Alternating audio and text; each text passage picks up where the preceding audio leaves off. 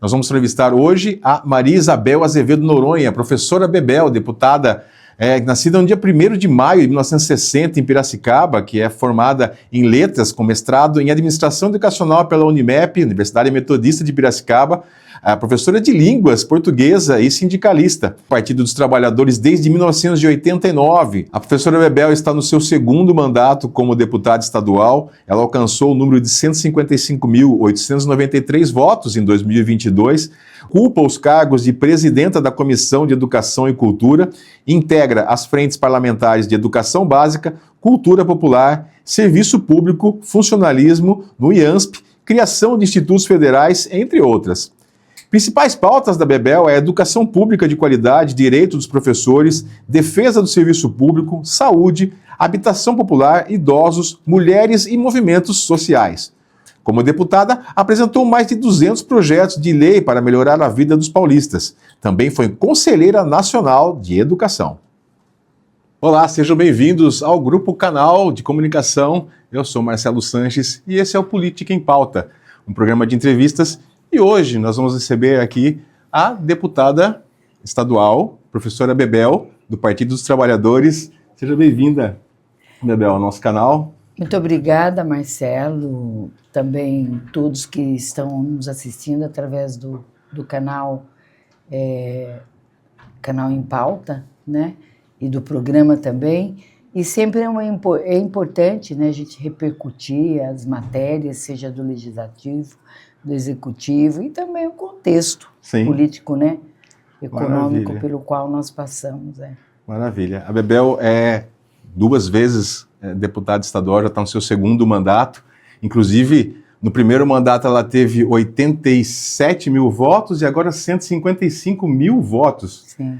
Gostaria que você explicasse um pouquinho essa crescente enorme na sua votação de um primeiro mandato para um 2º mandato, e como que você começou a militância no Partido dos Trabalhadores e na política, Bebel, para as pessoas poderem conhecer um pouquinho melhor. Muito obrigada, Marcelo, né, pela pergunta. Eu acho que a primeira coisa, eu vou começar então do antes, né, porque como que eu me tornei petista e como que, né, na verdade isso acabou me levando a ser deputada estadual, até então. Perfeito. Eu acho que eu tenho uma trajetória de vida, né? Não é uma vida muito normal para uma criança de 10 anos. Eu, enfim, comecei a trabalhar muito jovem, com 10 anos, né? Então, eu costumo dizer que eu não tive infância, eu não tive adolescência, eu fui uma criança já meio madura, né? Para a média das crianças na época. Mas eu tinha muito claro isso, eu tinha muito claro que meus pais não tinham condições, né, de me dar, tanto que numa fala da minha mãe agora no meu aniversário, ela fala, eu queria ter condições, fosse hoje que eu tenho minha posadinha, eu estudava ela, ela usou esse termo, estudar ela, é o termo que os antigos, né, usavam. E, quer dizer, ao invés de dar oportunidade, não, eu estudava ela, né, ela usou esse termo. A gente vê essa preocupação da minha mãe, né? Parece que ela não teve nenhuma contribuição. E teve. Acho que a maior contribuição que os pais dão é exatamente demonstrar o mundo que a gente vive e por que a gente passa por essas necessidades. Então, eu passei por isso, trabalhei de empregada doméstica e um dos dias eu estava fritando um bife milanesa, que eu adoro, um dos bifes que eu mais gosto, da carne que eu mais gosto. E o patrão veio com um jornal que tinha um Lula estampado no jornal, tinha sido preso, estou falando de 1978. E ele, então, vem para mim e diz, olha, pisa aí na cabeça desse vagabundo, sabe? E eu estava, como costuma pôr jornal no chão, falei, eu não vou pôr nada. Dobrei o jornal, levei para ler em casa. Aí li, gostei. A partir daquele momento eu comecei a seguir o atual presidente Lula, na época ele era o Lula, né? Na época ele era um sindicalista apenas. Sindicalista. E aí eu li, porque o que me fez, naquele momento, me apegar ao Lula? Porque eu vi uma igualdade de classe, talvez. Eu vi que ele estava lutando exatamente pelo reajuste que o Delfim Neto, na sua política econômica, né, escondeu que era exatamente a inflação que os metalúrgicos precisavam vir. Foi uma grande...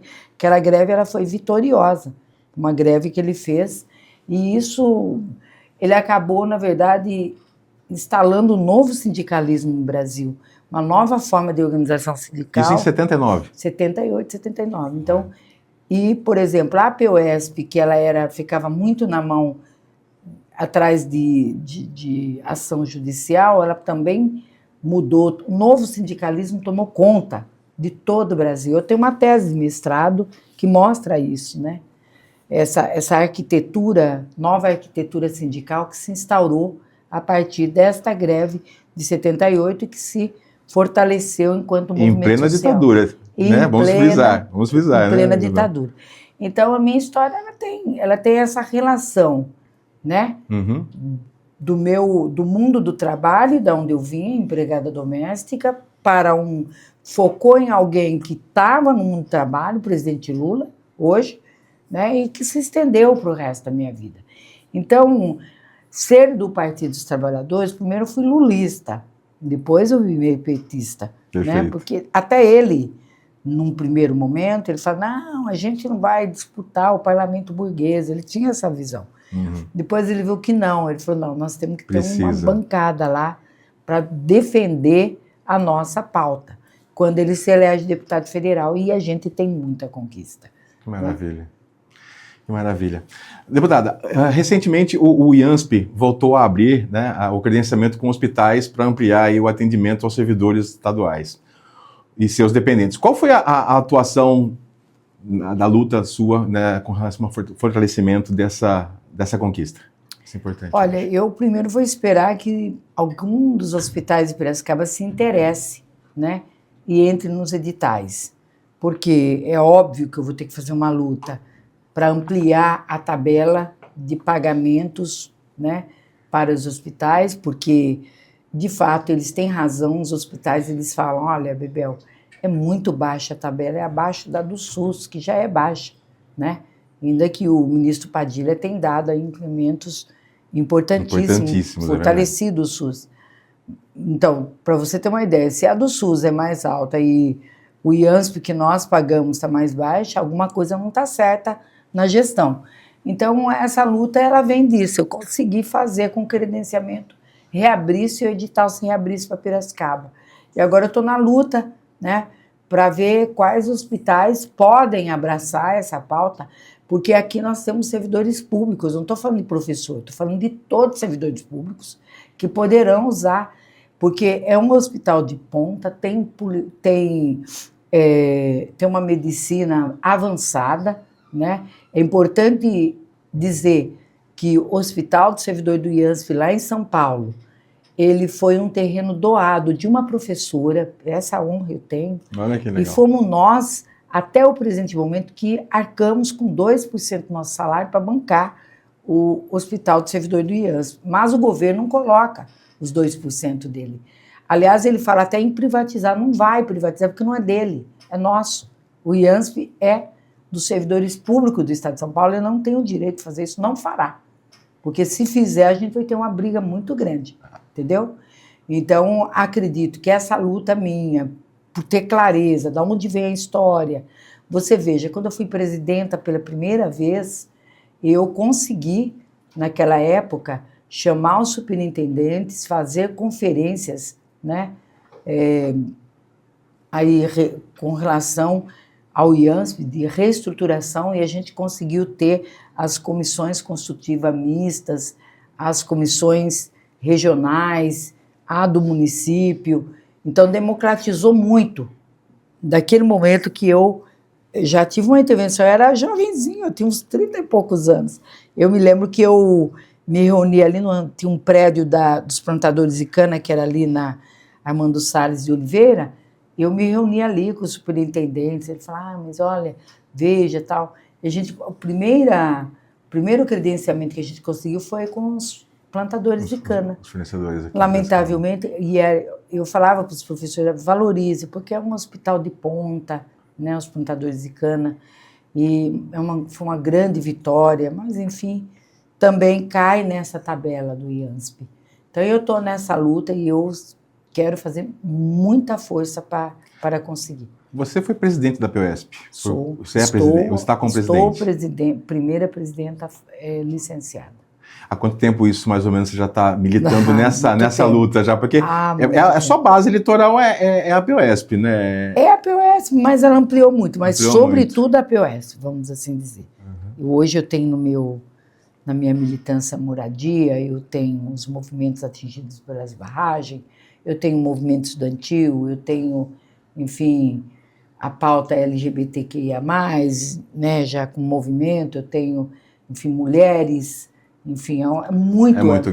Meu mandato, eu estava dizendo para o Dr. Show agora, Dr. Roberto Show, ele é muito, um mandato muito espraiado e muito grande, então ele é muito cansativo. Ele não é igual um mandato de alguém que vem de um território. Com apenas um nicho, né? Você tem uma não, abertura é ampliado, muito grande. São 600, eu tive voto em 630 municípios. Nossa. Dos 245. Quase todos. Quase todos. Então, é muita coisa, né? Realmente. É muita coisa. Então, naturalmente, a gente trabalha mais, né? E há uma cobrança muito grande. Então, é isso. Eu tenho uma base muito forte na categoria dos professores, ainda bem, e também eu consegui ampliar muito. Muito. Que bom. A senhora tem denunciado muito também o adoecimento dos profissionais da área de educação e de saúde, né? Uma pesquisa aí da POESP, a qual a senhora é presidente, aponta números preocupantes, né? O que esses dados hoje revelam sobre a realidade enfrentada pelos trabalhadores na rede estadual? Foi interessante essa pergunta, só mostrar uma coisa, veja, fica o governo o tempo todo aí buscando forma, vamos avaliar professor, depois você faz uma pesquisa, primeiro, 100% são professores que passaram por universidades, 51,5% são professores que tiveram pós-graduação, veja o luxo dessa rede, para ser tratado desta forma. Então, qual é o grande problema que a gente vê, né, na verdade, desse adoecimento dos professores? As condições de trabalho, tem uma jornada média, né? Você fala, mas só de 31 horas. Eu estou falando de jornada média, mas não é. Porque este mesmo governo que, se você tem essa jornada, você também tem pessoas que estão fazendo uma jornada de 64 horas aulas. Para poder ganhar mais, porque não tem valorização profissional, não ganha o piso salarial profissional nacional. Mais 90% dos professores de educação básica 1, educação básica 2, não ganham o piso salarial profissional nacional, que é em torno de R$ 5.138, não é nenhum absurdo, né? E o governo Tarcísio faz outra coisa que, se não pagar na forma de complemento salarial, o que seja. Você cria uma distorção grande. Se você ganhar 5 mil, você vai ter só 139, digamos, né? Uhum. Se você ganhar, sei lá, 3 mil, você vai ter 2.139. Há uma distorção. Então, o correto era dar o reajuste do piso de forma linear e piso, né? O governo Tarcísio trata como teto, e tem que ser, piso é ponto de partida. O que leva ao teto é uma carreira atraente, que nós não temos no estado de São Paulo, né? Nós temos, na verdade, um subsídio, temos uma carreira antiga que esta poderia ter sido recheada, melhorada, não, optaram por subsídio. O que é o subsídio? Você dá um reajuste e você não tem nenhuma previsibilidade de gestão dessa carreira, nada. E, ao mesmo tempo, fica na mão dos governantes de plantão, ou seja, vai ter reajuste. Uma carreira, ela é diferente. Uma carreira você progride de acordo com o seu desenvolvimento profissional. Então, é previsto que você, se escrever artigo em jornais, se você vai para simpósio, vai para congresso, tudo isso pode ser computado como pontos para a evolução na carreira. Perfeito. E também o tempo de serviço. É o aprimoramento, né? É a evolução do profissional, né? Exatamente, e isso não é feito. Então, o que a gente pegou?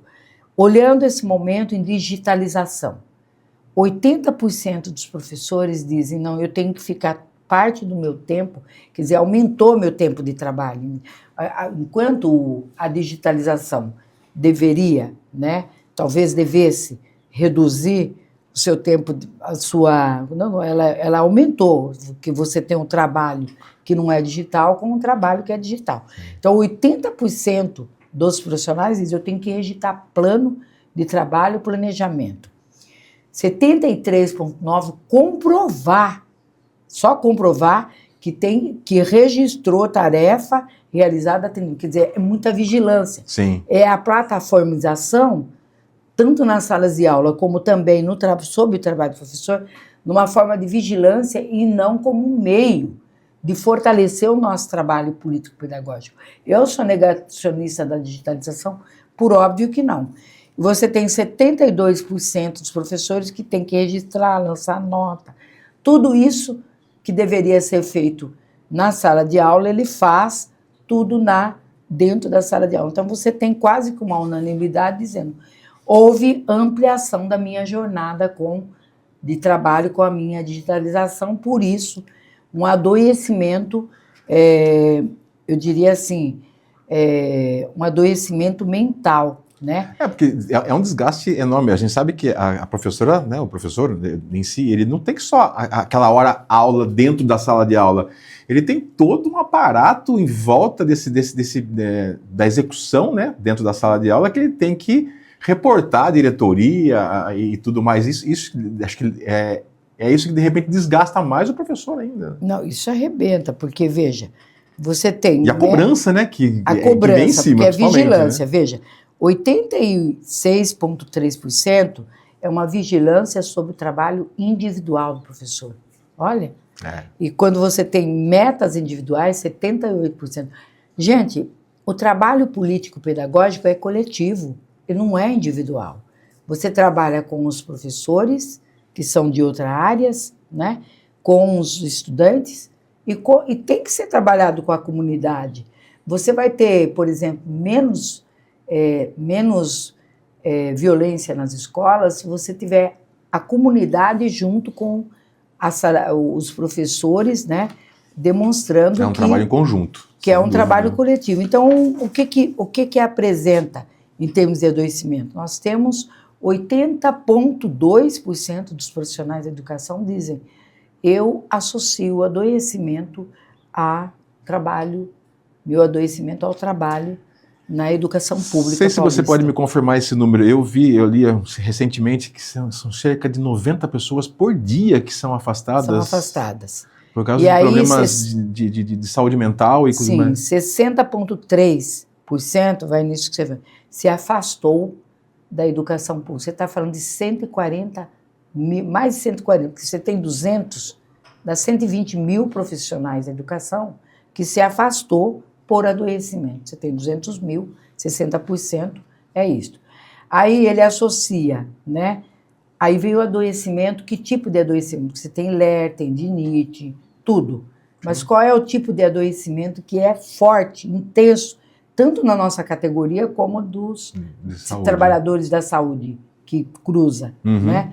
97,6% fala que se adoeceu mentalmente por conta do trabalho na educação pública.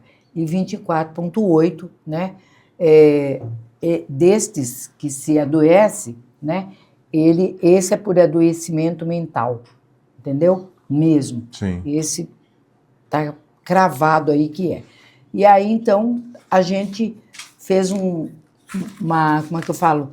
Uma junção com a Fundacentro, que constatou também, né? O legal é isso, quando você faz aqui pelo Diese, a Fundacentro, que é a fundação que trata também, né, dos trabalhos dos servidores, de todos os trabalhadores, né, que até então era presidida pelo Pedro Tourinho e se afastou, porque é pré-candidato a deputado federal, ele então demonstra isso. Então a gente tem um quadro parecido, você veja, aqui o adoecimento do pessoal da saúde, ele, no geral, né, era de 72%, 54,5% se adoeceu por conta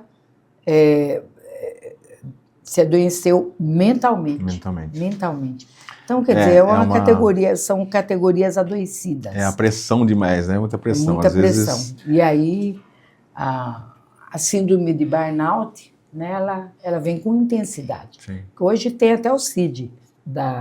Antigamente ela não era reconhecida, a síndrome de burnout. O que é assim? Você perde o poder de fogo, você perde, sei lá, você fica apático. A apatia não é uma normalidade. Sim. Não é uma vagabundice. A apatia é um adoecimento. É você jogar para os ares e meio que falar, não, vou tocar a vida, vou fazer de conta que eu vivo. Depressão, né? Uma depressão. É uma depressão. Pronto.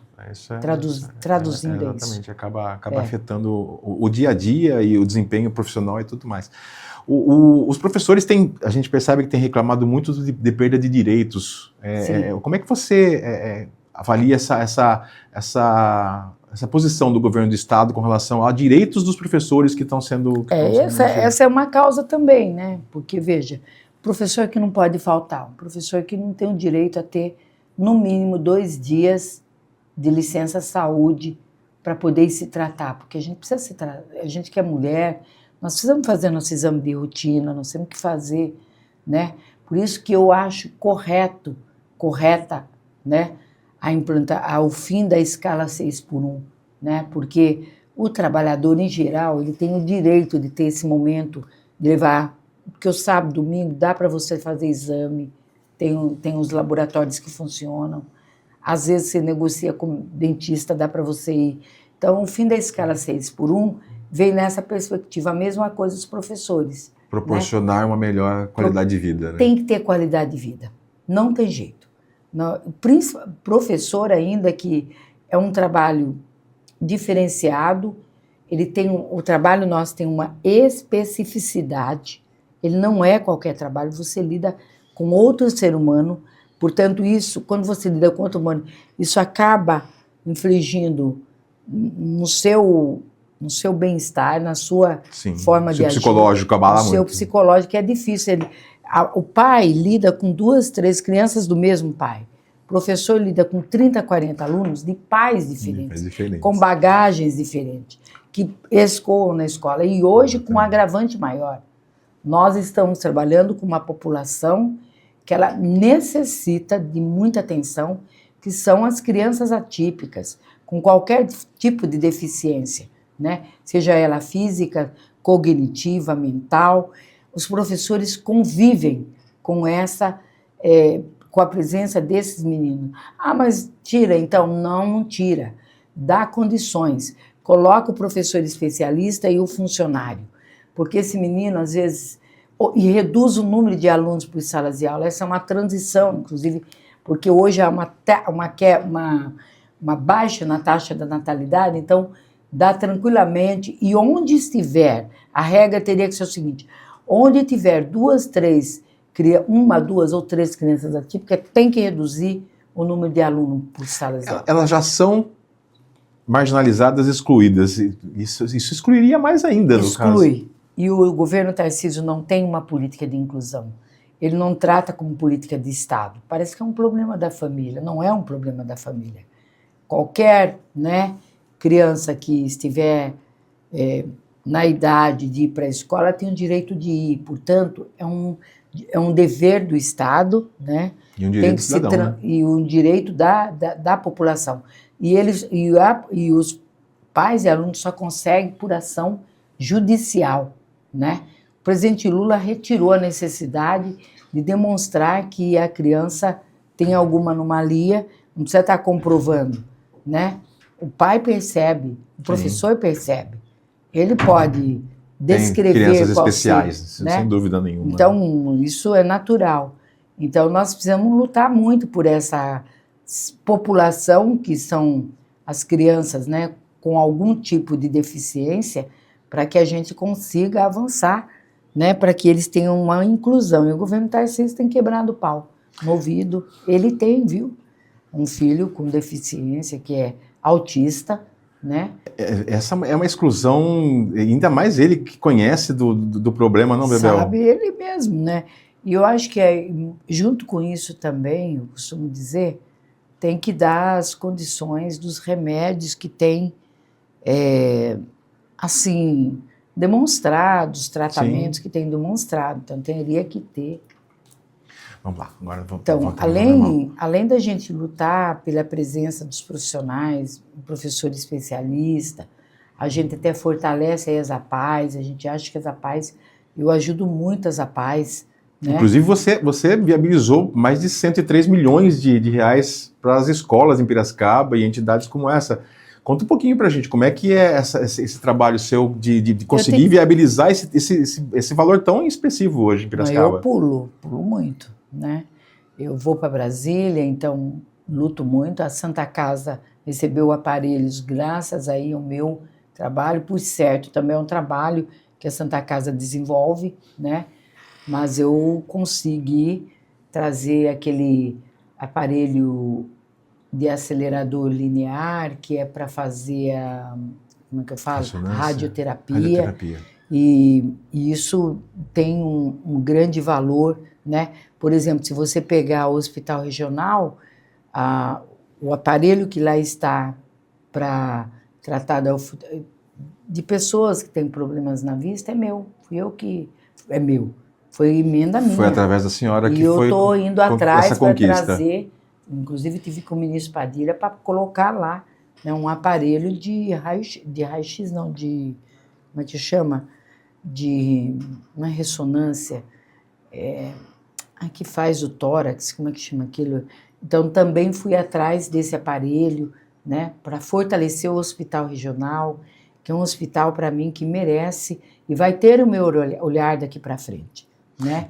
Eu tenho ajudado muito a Santa Casa, muito mesmo. Além da Santa Casa, a senhora também destinou mais de 4 milhões para as escolas em Piracicaba, né? Para as escolas, né? E também os plantadores de cana, e também o regional, e também, sobretudo, as escolas públicas, porque óbvio que eu tinha que ter o meu olhar. Sim, é o seu... Agora, para você ter um absurdo, eu consegui climatizar, acho que uma escola das ETECs, não sei se é a de lá de cima, né, ou esta, está fechada nas caixas dos aparelhos.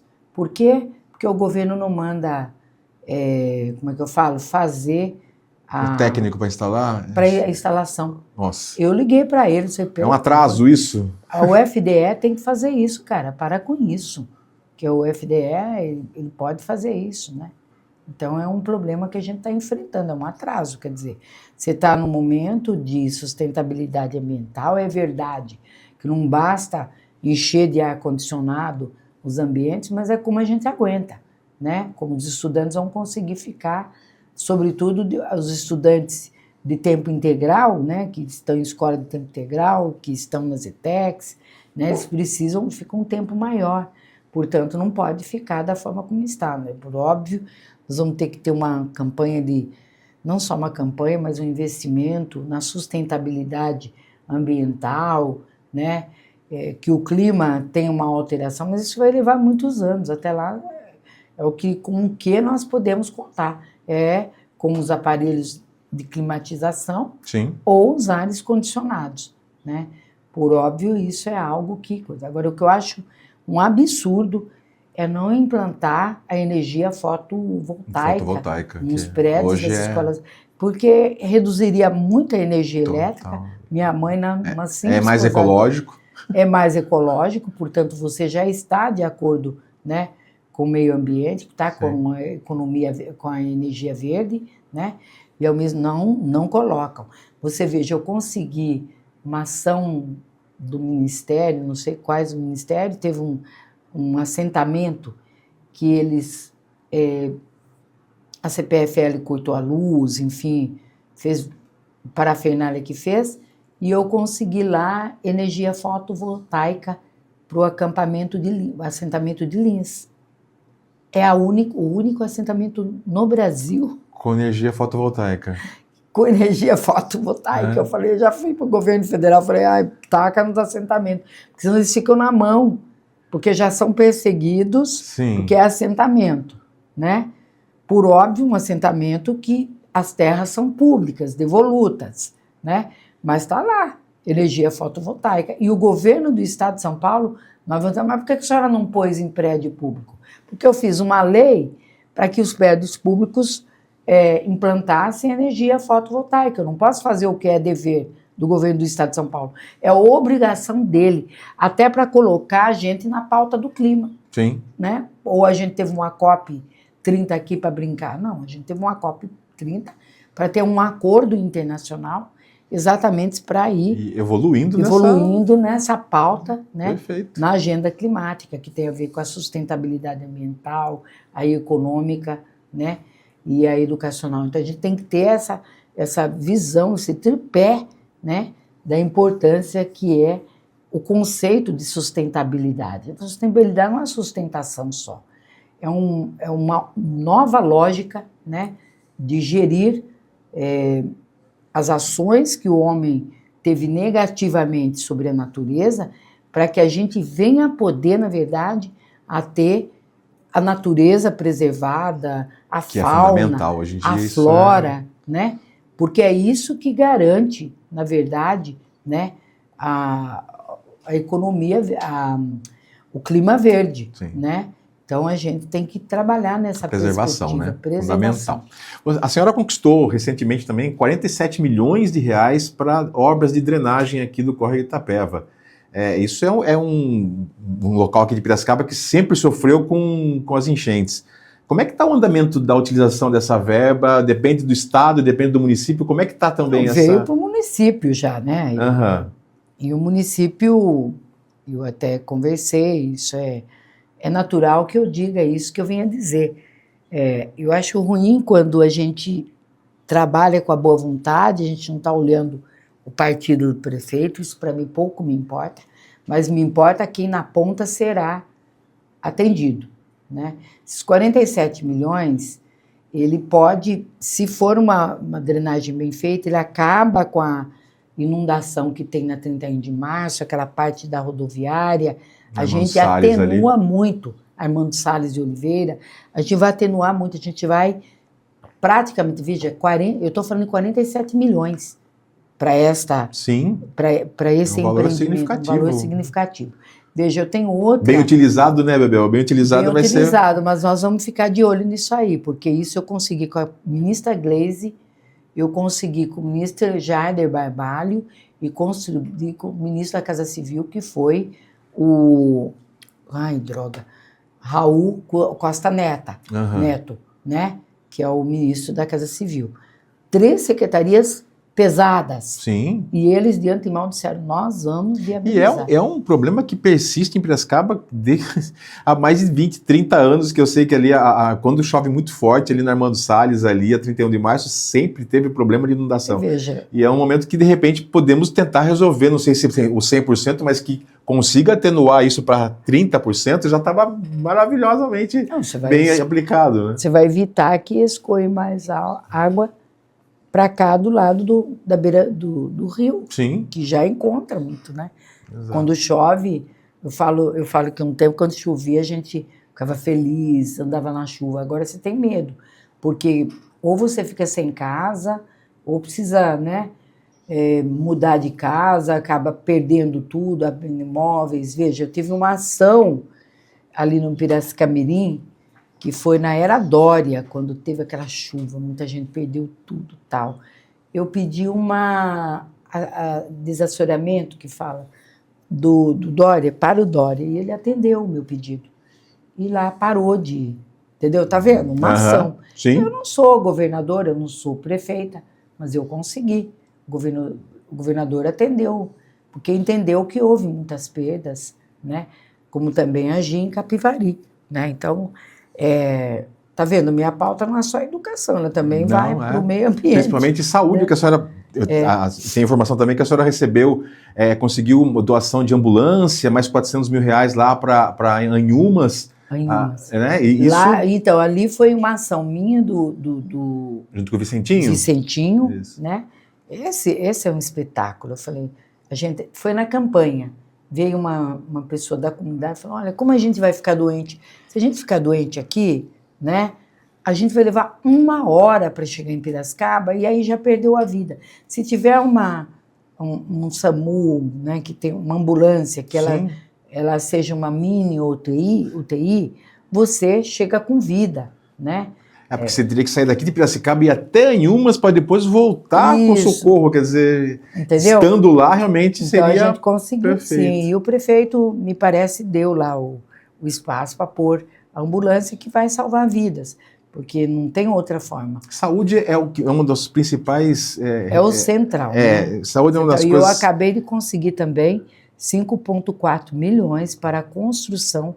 Esse já era um pedido nosso, a UBS 5 que fala, né? Mais de 1.000 metros quadrados de construção. De construção, que o governo federal, né, o municipal, na era Luciano, deu terreno, e agora o governo federal está já investindo e já mandou 5,4 milhões, está no cofre da prefeitura para usar. Eu vou ficar disputando com o prefeito? Não, eu quero que o prefeito faça, porque isso eu falava na campanha, né?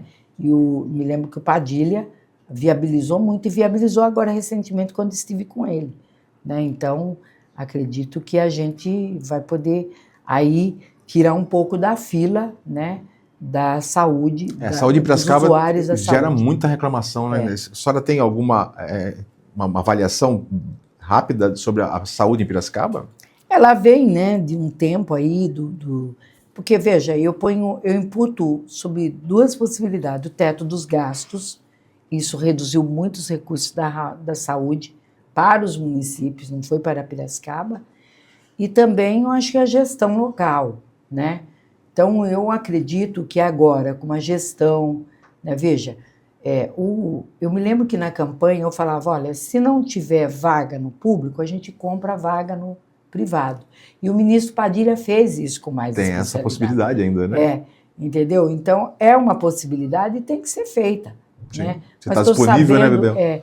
Estou sabendo que houve não repasse de recursos para os hospitais de Piracicaba, e é complicado, não vai da prefeitura por parte para a Santa Casa, para os outros hospitais. Isso acaba dificultando, né? Sem dúvida. Se tiver dificuldade, vamos juntos dar as mãos, como a gente está fazendo. Sim. Né? Até Esses repasses são fundamentais para a manutenção da... Estou trazendo, por exemplo, a carreta, né, para fazer os exames das mulheres. Tem a carreta de oftalmologia também, para fazer exames de cataratas e depois encaminhar para a cirurgia. Então, estou trazendo. Né? O prefeito abraçou. Não, pode trazer, deputada. Perfeito. Quando é assim, para mim é excelente. Né? Pode trazer, a gente quer sim. Então, beleza, eu estou trazendo. Né? Maravilha. Fica na conta da população. A população deve saber. Perfeito. Que é isso. A senhora tem uma atuação sempre muito forte na questão da educação, da saúde e outras frentes que a senhora A última agora comentou. Do pedágio que eu derrubei, né? Você sabe. Qual que é? Esse do 304, que foi derrubado, que é botar 2 pedágios. Uma luta que eu fiz junto com toda a região que pega a SP 304, que vai até a Itupeva, que ia ser pedagiado pelo Free-Flow, e o governo Tarcísio voltou atrás, porque foi uma ação muito contundente a nossa, foi aquela que a gente, né? E aí um certo deputado falou, o governo Tarcísio não vai fazer hospedagem aqui. Eu falei, não, eu só aceito se sair da boca do governador. Você é deputado, eu também sou, eu posso falar isso, eu posso falar outra coisa. Exato. Então, mas o governador veio, Piracicaba, e anunciou, né, que não iria pedagiar. Então, beleza. Então, foi uma vitória do meu mandato. Ainda bem. Bebel, com uma jornada tão maravilhosa e tão enriquecedora para a política de Piracicaba e do Estado de São Paulo, o que te motiva ainda a seguir como deputada estadual numa próxima reeleição? Bom, e para uma próxima reeleição, primeiro que eu não posso deixar de falar que eu acredito, eu tenho um pré-candidato, que não é qualquer pré-candidato, é o nosso ex-ministro da Fazenda, Fernando Haddad, ele é pré-candidato, estou falando disso. Sim. Ele é por certo, ele é um nome muito competitivo. E essa parceria seria maravilhosa, né?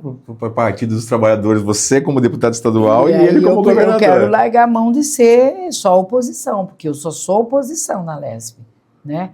Dizem que eu sou uma oposição Não falo light porque eu não sou, mas muito de negociação, isso eu faço. Democrática. Eu tenho essa habilidade, sim. Perfeito. Sabe? Tanto que eu trouxe para Piracicaba também, nós transformamos em município de interesse turístico e recebeu 600 mil agora por conta da minha ação lá.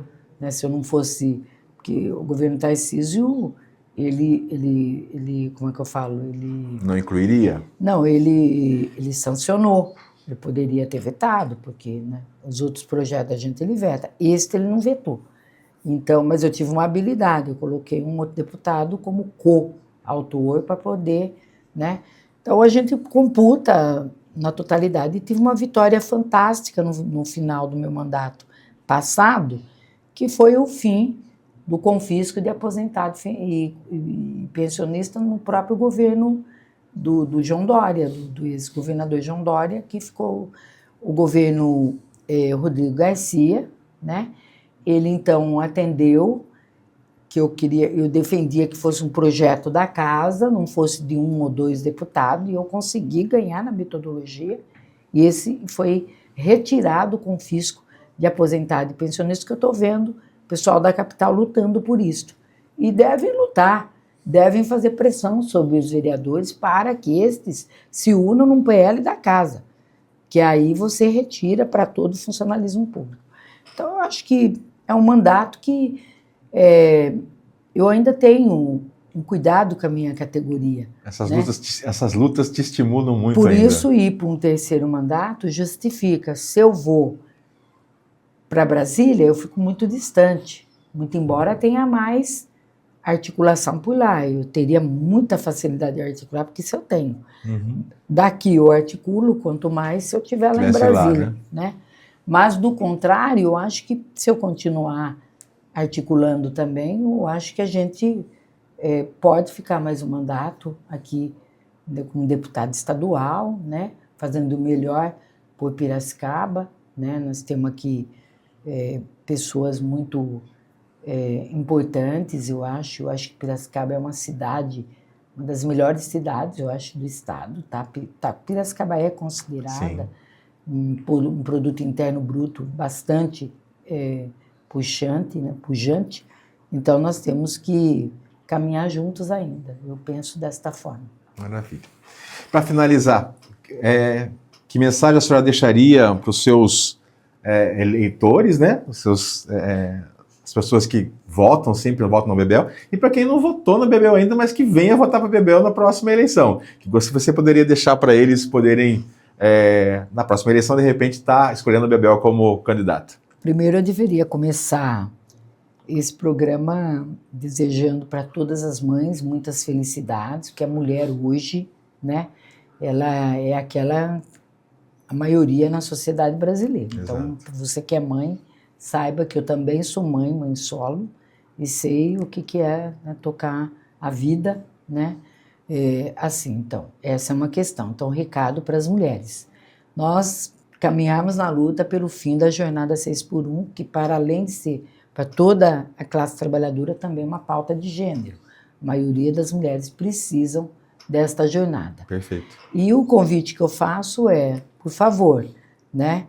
Acredite que olhe um pouco a história, olhe um pouco, acho que aquilo que a gente entregou já para Piracicaba, não é pouca coisa uma deputada estadual trazer para Piracicaba 100 milhões de reais entre recursos federais e estaduais. Né? Eu sempre priorizei, o que demonstra que eu priorizo a cidade de onde eu nasci. Eu Sim. nasci na barranca do rio Piracicaba, praticamente no rio, faço aniversário 1º de maio, então tudo a ver com a minha trajetória, né? E também dizer que eu tenho um olhar para...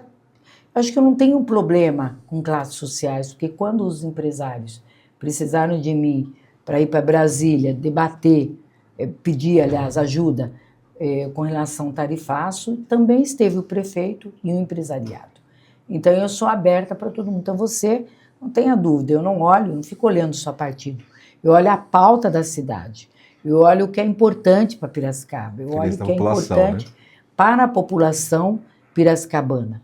Qual classe eu acho que é importante ter um olhar para vulnerável, mas importante também é fortalecer, né, o desenvolvimento que nós temos aqui em Piracicaba. Eu costumo dizer que o empresariado piracicabano é muito organizado, né? Eles têm uma organização através da CIP, Sim. né? O CIMESP, né? Então, quer dizer, eles têm um empresariado aí muito organizado. Sim. E isso não é ruim. E forte. É forte. Eu acho que só tem que acreditar nas pessoas mais, né? Eu acho um pouco disso. Tanto que acreditaram que vieram pedir, né, solidariedade, e eu daria, independente de quem quer que fosse, né? E isso, para mim, é importante.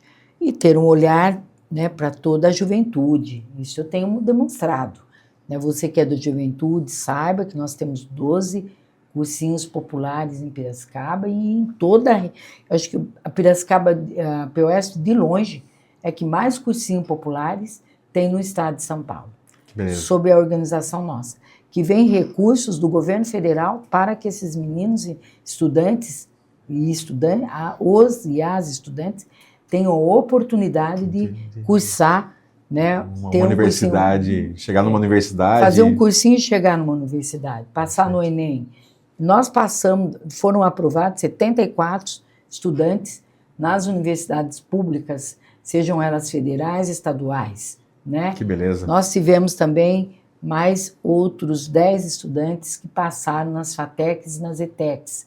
Então, nós mostramos a que viemos. É um trabalho, né, muito bem feito. E além do pé de meia que a gente trouxe também para Piracicaba, e a gente demonstrou que o pé de meia é o que mais contribui, aliás, para que os alunos parem de deixar a escola para poder trabalhar, né? É isso. Perfeito.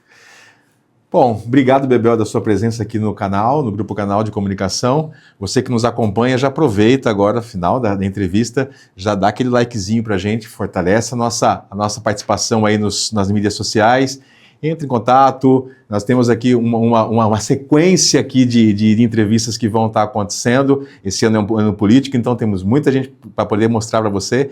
E aproveita e já aciona o sininho aí para você poder receber todas as notificações aí das novas entrevistas que a gente vai estar fazendo. Muito obrigado e até a próxima. Até a próxima. É só dizer que Piracicaba está me indica para deputada, pré-candidata a deputada estadual, e federal, pré-candidata federal a vereadora Raide Almeida. Raide Almeida, maravilha. Tá? Até a próxima.